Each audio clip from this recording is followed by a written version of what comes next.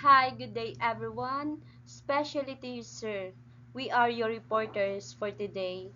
Uh, I am your first reporter. I am Mercedes Sunday, together with my co-reporters. So we're standing in front of you today to discuss our report.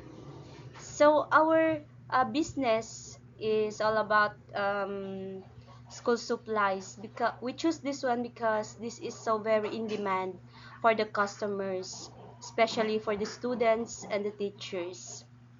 So, as you can see, sir, to the screen, our business name is Akasim General Merchandise.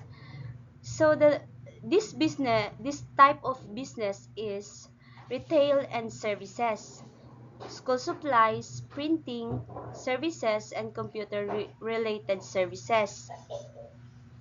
So, you can locate Kasim General Merchandise in front of Esperanza National High School, Esperanza Sultan Kudarat.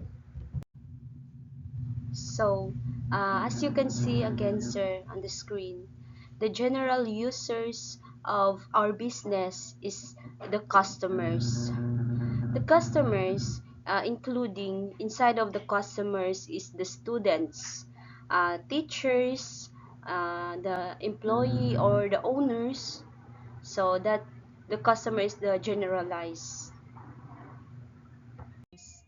So here also we have a short background of the business. So the short background of the business is was rather Kasim General Merchandise started as a small store sells school supplies to the students. Over the year, the business expanded and now offer additional services such as printing, photo printing, um, ID printing, Xerox, laminations, and other computer services. So the store attracts the students, especially during school activities, assignments, and peak seasons. So peak academic season rather, because of these struggles to handle multiple customers at all the same time. So the next slide is the current tools used we use in the business: the manual for printing orders, pen and papers, recording for sales, a walk-in system for all services, face-to-face submission of printing. So those are manual. We do it manually. So the next will be reported by my co-reporters. Identified gaps or pain points, long waiting lines, and slow transactions. Customers wait for long periods during peak hours because everything is processed manually. Second, unorganized handling of ordering and services. Add to cart and receive to admin, then customer pick or delivery. Difficulty managing multiple services at once. The businesses receive overlapping requests: Xerox, ID printing, laminating, supplies for keys, making it hard to track priority. First, customer inconvenience. Customer rushing needs cannot secure a fast and smooth services. Record keeping problems.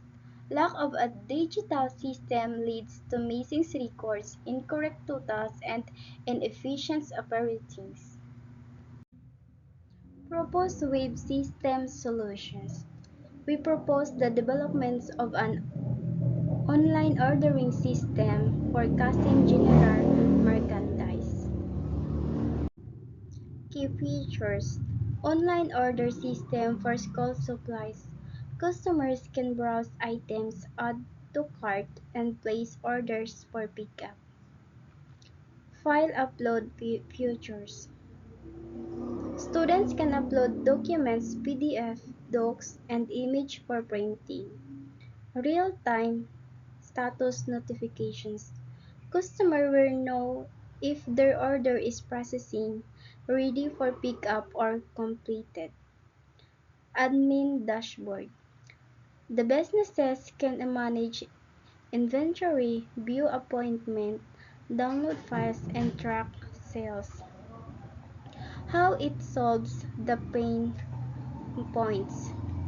Remove long waiting lines by allowing online appointment. Prevents loss or mix-up printing files through digital upload. Allows the businesses to manage multiple tasks at once.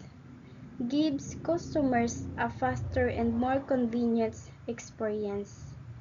Improves accuracy and efficiency using automated records. Use case scenario, the user customer. The goal, to minimize long waiting lines of customer and to make a service easier. Step by scenario. The customer want to order the appliances to catalog custom. They log in or create an account. They choose a schedule for pickup. They select printing option, color, number of page, copy. The customer confirms the request and receives a notification. While waiting, the customer orders a book and pen from the school supplies section. The owner receives both requests on the dashboard. The system updates the customer, your order is ready to pick up. Low fidelity prototypes, homepage, online shop page, appointment scheduler, admin dashboard.